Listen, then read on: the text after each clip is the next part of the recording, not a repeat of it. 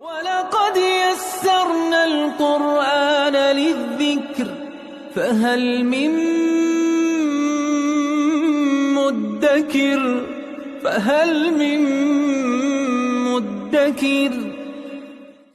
اعوذ باللہ من الشیطان الرجیم بسم اللہ الرحمن الرحیم الحمد للہ رب العالمین وصلی اللہ علی سیدنا و نبینا ابی القاسم المصطفى محمد وعلی آلہ الطیبین الطاہرین المعصومین اما بعد اعوذ باللہ من الشیطان الرجیم بسم اللہ الرحمن الرحیم واتبعوا ما تتلو الشياطين على ملك سليمان وما كفر سليمان ولكن الشياطين كفروا يعلمون الناس السحر وما أنزل على الملكين ببابل هاروت وماروت وما يعلمان من أحد حتى يقولا إنما نحن فتنة فلا تكفر فَيَتَعَلَّمُونَ مِنْهُمَا مَا يُفَرِّقُونَ بِهِ بَيْنَ الْمَرْءِ وَزَوْجِهِ صدق اللہ العلی العظیم۔ گزشتہ آیات میں اہل کتاب اور بنی اسرائیل کی اللہ کی کتاب سے، آسمانی کتاب سے دوری کا تذکرہ موجود تھا۔ انہوں نے اللہ کی کتاب کو پس پش ڈال دیا۔ ہم نے عرض کیا کہ اس کتاب سے مراد قرآن کریم بھی ہے اور وہ تورات بھی ہو سکتی ہے، کیونکہ ان کے دعویٰ کے مطابق وہ قرآن کے پیروکار ہیں، کیونکہ ان کے اپنے دعویٰ کے مطابق وہ تورات کی پیروی کرتے ہیں، لیکن جیسا کہ گزشتہ آیات میں گزرا، ایک ایک بات کو قرآن کریم نے ثابت کیا کہ تمہارا تورات پہ بھی حقیقی ایمان نہیں ہے، تمہارا حضرت موسیٰ پہ بھی ایمان حقیقی نہیں ہے۔ اگر تمہارا اپنے دین کے مطابق، اپنی کتاب کے مطابق، اپنے نبی کے مطابق ایمان صحیح ہوتا تو تم یہ کام نہ کرتے۔ ان کی ایک فہرست گنوائی ہے قرآن کریم نے۔ اب اس آیت نمبر 102 میں، سورہ بقرہ میں دو آیات بڑی آیات ہیں۔ ایک سورہ بقرہ کے آخر میں آئے گی، آیت دین کے نام سے معروف ہے، قرض والی آیت۔ دوسرے نمبر پہ یہ آیت ہے 102 نمبر آیت۔ یہ دو آیات بڑی، اس کا دوسرا نمبر ہے۔ آیت دین سب سے بڑی آیت ہے سورہ بقرہ کی اور قرآن کی، اور اس آیت کا دوسرا نمبر ہے۔ اس آیت میں اب دیکھیں، اس سے پہلے والی آیت میں یہ تھا کہ انہوں نے اللہ کی کتاب کو پس پش ڈال دیا، تورات کو بھی نہیں مانا، قرآن پہ بھی عمل نہیں کیا۔ اب اس آیت میں بیان فرمایا کہ یہ جادو، عملیات اور اس قسم کی جو چیزیں تھیں اس کے پیچھے چلے گئے، یعنی اللہ کی کتاب سے دوری کا نتیجہ کیا ہوا؟ آسمانی کتاب کے احکامات پہ عمل پیرا نہ ہونے کا نتیجہ کیا نکلا؟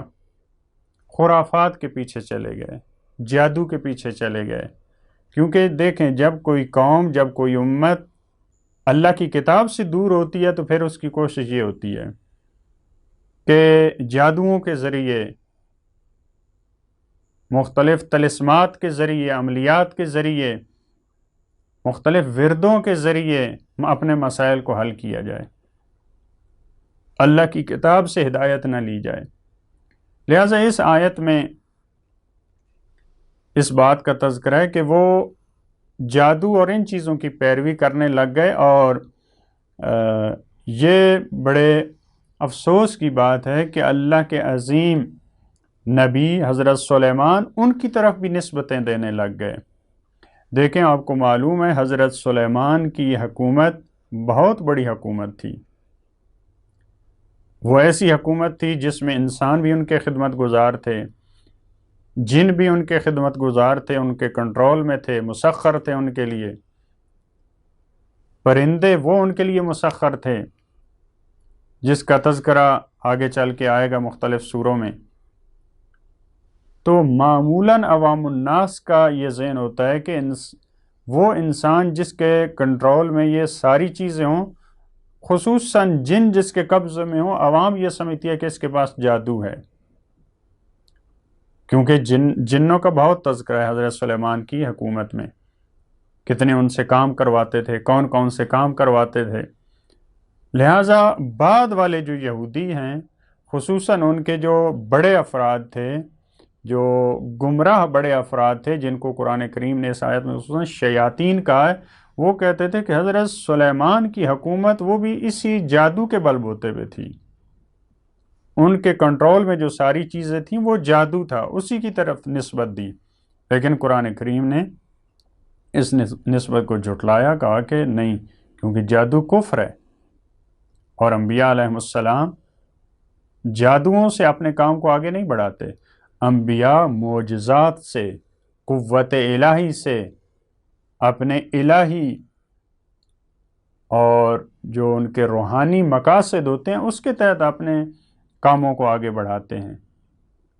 ان کا جادو سے کوئی سروکار نہیں ہوتا۔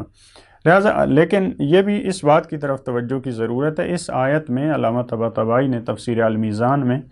فرمایا کہ جتنا اس آیت میں مفسرین نے اختلاف کیا ہے، قرآن کی کسی آیت میں اختلاف نہیں ہے۔ 1 ملین سے زیادہ احتمالات اس آیت کے ذیل میں ہیں۔ اب علامہ طباطبائی کہتے ہیں خدا کی قسم یہ بھی قرآن کے معجزات میں سے ایک معجزہ ہے۔ دیکھیں، ایک آیت میں 1 ملین سے زیادہ احتمالات، اختلاف اچھی چیز نہیں ہے، لیکن اگر ہم اس جہت سے دیکھیں کہ ایک آیت میں اتنی گنجائش ہے، دیکھیں اگر ایک عام فرد کوئی بات کرتا ہے تو آپ اس سے 2-3 مطلب نکال سکتے ہیں، 10 اس سے مطلب نکال سکتے ہیں، یہ بھی مراد ہو سکتی ہے، یہ بھی مراد ہو سکتی ہے۔ لیکن قرآن کریم کی ایک آیات میں کا اتنی وسعت ہے کہ وہ ملین کے حساب سے احتمالات وہ اپنے اندر سموئے اور اس کو قبول کر سکتی ہیں۔ البتہ اس میں ممکن ہے کچھ صحیح ہو کچھ غلط ہو، ایسا نہیں ہے کہ سب کے سب صحیح ہیں۔ لیکن دیکھیں اس آیت میں جو اتفاقی بات ہے، آگے چل کے ہم تھوڑا اشارہ کریں گے اس میں اختلاف کہاں پہ ہے۔ جو اتفاقی چیز ہے اس آیت میں یہ کہ حضرت سلیمان وہ جادو سے فائدہ نہیں اٹھاتے تھے، ان کا جادو سے کوئی سروکار نہیں تھا، انہوں نے کبھی کفر اختیار نہیں کیا، اور یہ غلط کام ہے، اس کے نقصانات ہیں، یہ ایک اتفاقی چیز ہے۔ لہٰذا اس آیت میں فرمایا وَاتَّبَعُوا، انہوں نے پیروی کی، یہود حضرت سلیمان کے بعد جو تھے۔ ایک یہ نظریہ، ایک وَاتَّبَعُوا وہ یہودی ہیں جو اللہ کے رسول کے دور میں تھے، انہوں نے پیروی کی ہے کس چیز کی؟ مَا تَتْلُو الشَّيَاطِينُ، جو شیاطین نے بات کی تھی۔ یہاں تتلو سے مراد ان کی جھوٹی نسبتیں دینا، ان کی خبر دینا۔ جو شیاطین، شیاطین انسی ہو سکتے ہیں، شیاطین جنی، جو انہوں نے نسبتیں دی تھیں علی ملک سلیمان، حضرت سلیمان کی سلطنت میں، اس کے بارے میں جو ان کی باتیں تھیں کہ مثلا جادو کے بل بوتے پہ ہے، وہ بھی ایک نعوذ باللہ جادوگر تھے۔ حضرت سلیمان کے بعد والے یہودی یا اللہ کے رسول کے دور میں جو یہودی تھے، انہوں نے اسی چیز کی پیروی کی۔ وَمَا كَفَرَ سُلَيْمَانُ، قرآن نے دفاع کیا ہے، فرمایا کہ سلیمان نے کفر اختیار نہیں کیا،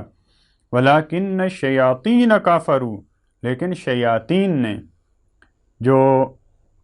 غلط افراد ہوتے ہیں، جو ہم نے پہلے بھی کہا اہل کتاب بھی اپنے شیاطین سے ملتے ہیں، قرآن نے کہا منافقین بھی اپنے شیاطین سے ملتے ہیں، جو سرغنے ہوتے ہیں، جو ان کے سردار ہوتے ہیں، جن کو ائمہ ضلالت اور گمراہی کے جو بڑے سردار ہیں، انہوں نے کفر اختیار کیا۔ یعلمون الناس السحر، وہ لوگوں کو جادو کی تعلیم دیتے تھے۔ حضرت سلیمان نے یہ کام نہیں کیا، کیونکہ اس آیت سے یہ سمجھا جا رہا ہے کہ جادو کفر ہے، کیونکہ پہلے بیان کر دیا وہ کافر نہیں تھے، انہوں نے سحر کی تعلیم نہیں دی، بلکہ یہ شیاطین کا کام تھا۔ وَمَا أُنزِلَ عَلَى الْمَلَكَيْنِ، اور لوگوں نے پیروی شروع کر دی اس چیز کی جو ملکین پہ نازل ہوئی، جو 2 فرشتوں پہ نازل ہوئی، جن کا نام ببابل ہاروت و ماروت، بابل میں عراق کا شہر، جو اس میں جو 2 فرشتوں ہاروت اور ماروت پہ جو کچھ نازل ہوا تھا، اور اس کی لوگوں نے پیروی شروع کر دی۔ البتہ ملکین، ملک سے ہے، دو فرشتے بھی مراد ہو سکتے ہیں، بعض افراد نے کہا مفسرین نے 2 فرشتہ سیرت افراد، البتہ اس کی ایک قرات جو ہے وہ ملائکین بھی ہے جس سے 2 بادشاہ مراد ہوتی ہے۔ بہرحال جو بھی ہو، اس سے پتہ چلتا ہے کہ انہوں نے ان کی پیروی کی۔ وما یعلمان من احد، اور یہ دونوں فرشتے، اگر فرشتے بھی آئے ہوں تو انسانی صورت میں آئیں گے، ظاہر ہے اگر فرشتے اپنی حقیقی صورت جو مجرد مخلوق ہے اس میں آئیں تو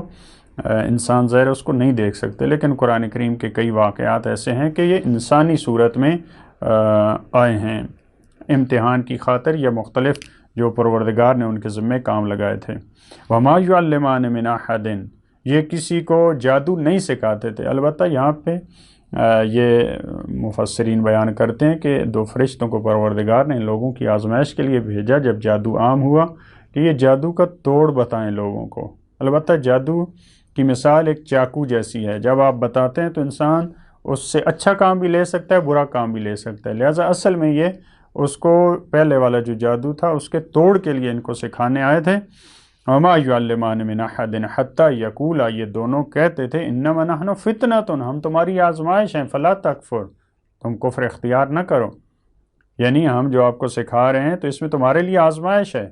تمہیں اس کو اچھے مقاصد کے لیے استعمال کرنا ہے، کیونکہ فقہا بھی کہتے ہیں کہ جادو اگر توڑ کے لیے ہو تو اس کو سیکھا جا سکتا ہے۔ فَيَتَعَلَّمُونَ مِنْهُمَا، لیکن یہ ان کی بد نصیبی تھی، بد قسمتی تھی، ان کا انحراف تھا،